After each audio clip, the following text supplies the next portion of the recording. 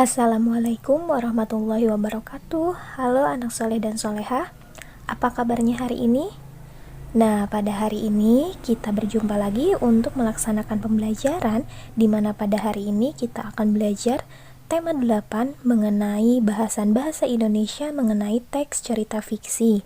Sebelum memulai kegiatan pembelajaran, alangkah baiknya kalian berdoa terlebih dahulu demi kelancaran kegiatan pembelajaran hari ini.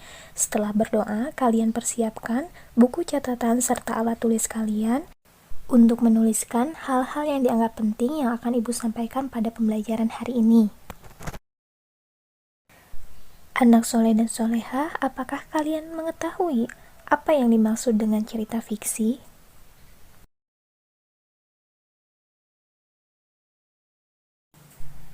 Cerita fiksi adalah cerita rekaan atau khayalan pengarang. Isi ceritanya dapat murni berasal dari khayalan pengarang, tetapi juga dapat berdasarkan fakta.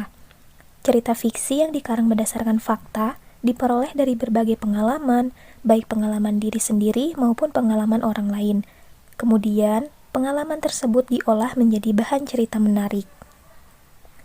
Pada dasarnya, cerita fiksi diwarnai oleh kultur atau budaya, pengalaman batin, filosofi, religi, dan latar belakang pengarangnya. Lalu, bagaimana sih caranya kita membedakan teks cerita fiksi dengan teks cerita lainnya?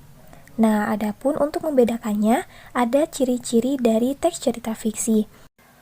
Untuk mengetahuinya, coba kalian simak penjelasan berikut ini.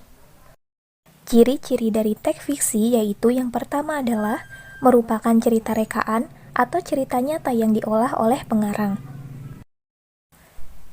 Yang kedua, bertujuan untuk menghibur dengan menceritakan suatu peristiwa.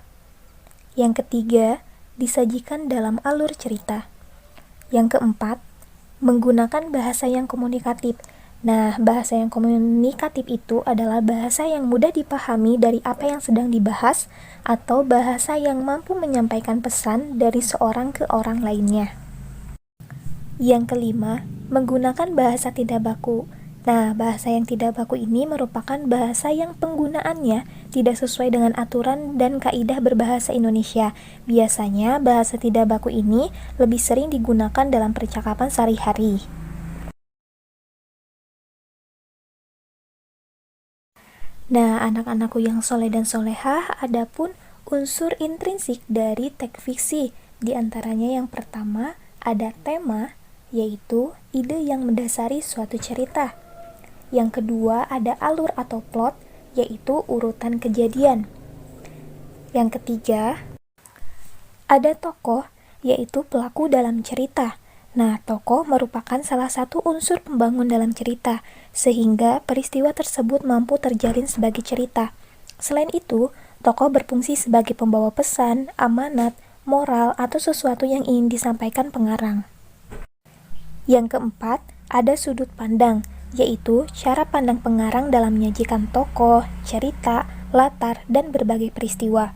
Yang kelima, ada latar atau setting, yaitu tempat, waktu, dan keadaan sekitar tempat terjadinya. Dan yang keenam, ada amanat, yaitu pesan tertentu yang memang sengaja diberikan oleh pengarang kepada para pembaca terkait persoalan di dalam sebuah cerita. Nah, anak-anakku yang soleh dan solehah, tentunya kalian bertanya-tanya, lalu Bu, apa sih yang termasuk ke dalam cerita fiksi? Nah, adapun yang termasuk atau jenis dari cerita fiksi itu diantaranya yang pertama ada cerita rakyat, yang kedua ada cerpen, dan yang ketiga ada novel. Nah, cerita rakyat pun terbagi lagi menjadi beberapa jenis. Di antaranya yang pertama ada cerita jenaka, yang kedua ada legenda, yang ketiga ada fabel, yang keempat ada mite, dan yang kelima ada saga. Yang pertama ada cerita jenaka. Cerita jenaka merupakan cerita tentang tokoh yang lucu, menggelikan, atau licik. Nah, contoh dari cerita jenaka ini yaitu cerita dari Abu Nawas. Adapun contoh-contoh lainnya bisa kalian cari dari berbagai sumber lainnya. Yang kedua ada legenda. Legenda merupakan cerita mengenai suatu wilayah, sebuah peninggalan sejarah, atau nama suatu daerah. Nah, salah satu contohnya yaitu legenda Tangkuban Perahu. Yang ketiga ada fabel. Fabel merupakan cerita yang menceritakan kehidupan binatang. Contohnya seperti kura-kura dan kelinci yang sombong. Yang keempat, ada mite. Mite merupakan cerita yang memiliki latar belakang sejarah dan dipercayai oleh masyarakat sebagai cerita yang benar-benar terjadi. Contohnya seperti mite Dewi Sri. Dan yang kelima ada saga. Saga merupakan cerita yang menceritakan tentang kepahlawanan. Contohnya seperti cerita mengenai si Pitung. Nah, anak-anakku yang soleh dan soleha, tadi sudah Ibu jelaskan bahwa dalam unsur intrinsik sebuah teks fiksi ada salah satunya ada mengenai tokoh. Nah, tokoh dalam cerita fiksi dibedakan menjadi dua, yaitu ada tokoh utama dan juga tokoh tambahan. Tokoh utama adalah tokoh yang memiliki peran penting dalam cerita, ditampilkan terus-menerus dan mendominasi cerita. Sedangkan tokoh tambahan adalah tokoh yang dimunculkan sekali atau beberapa kali dalam cerita.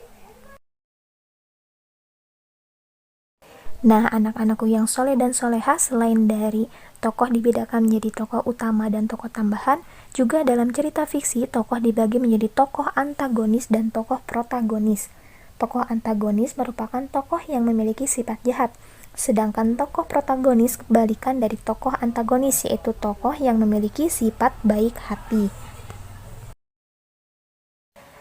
Anak-anakku yang soleh dan soleha, itulah pembelajaran kita hari ini mengenai cerita fiksi. Mudah-mudahan apa yang barusan Ibu sampaikan dapat dimengerti oleh kalian semua, dan apa yang kita cari, ilmu yang kita cari pada hari ini dapat menjadi berkah untuk kita semua. Kita berjumpa lagi pada pertemuan selanjutnya. Kalian tetap semangat dalam belajar, jaga kesehatan. Ibu tutup. Assalamualaikum warahmatullahi wabarakatuh. Sampai jumpa anak-anak.